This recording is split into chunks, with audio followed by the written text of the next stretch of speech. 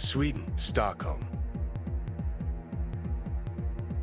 Ruddy Snorson and Rebeka Swinberg are engaged in conversation next to a building complex. Before leaving her home, Rebeka told her family that she had an appointment with a government official to receive a reward for succeeding in a level of the New Heaven, a governative online social video game. As a professional gamer, this was not new news to Rebeka. Rebeka and Ruddy talked for around 20 minutes, until Ruddy took off towards the center of town. Rebeka, meanwhile, ventured inside a nearby building complex. No one will ever witness her leaving the location. The footage and sound from this video have been taken from the camera next to the entrance of the building. Thanks, but don't worry about me. This meeting is still about that game? Yes. Do you honestly still believe in this story? No one will pick you based on your score in this counterfeit game. It's completely rigged. It's a gatekeeping video game! You're obviously envious of the progress I've made in this game.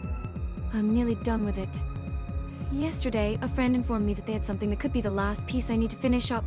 This person lives in this building. Didn't you say that this was a meeting with a government official? Yes, he is official, but now I'm in a hurry. I have to go. Give me a shout if you need anything. I'm going to be in this area for a little while. Oh, okay. I will think about that.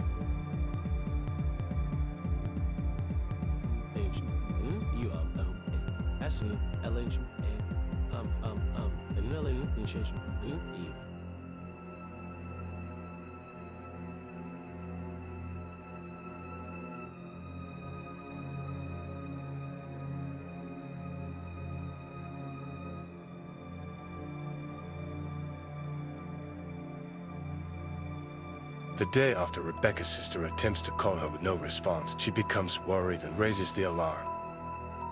The law enforcement officers inquire the occupants of the building in which she had been spotted entering, but it appears that no one has caught a glimpse of her. When asked, Ruddy reveals he encountered Rebeka close to her final destination. He noticed that it seemed odd for a business meeting, so he offered his assistance, but she declined the offer firmly. The police investigation uncovers that Rebeka had been involved in the underground virtual economy of her online video game, trading rare items she'd won for narcotics. Her closest friends revealed that this was a regular occurrence. Her family reveals the anguish she endured as she desperately tried to progress in the government's social video game, spiraling her into a state of hopelessness that has driven her to rely on synthetic drugs for the last 10 months. The investigation digs ever deeper, and police suspect a man. This figure, known only by his username, the dealer buys rare items in exchange for drugs.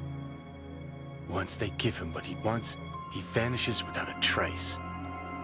The police manage to trace the IP address of the dealer to an anonymous server in a remote location. They stage a raid, but when they arrive, they find nothing but an empty room with a single computer and a chair. All traces of the dealer's identity have been wiped clean. To this day, police has been unable to find the man, and the mystery of his disappearance remains unsolved despite all their inquiry. No evidence has been discovered.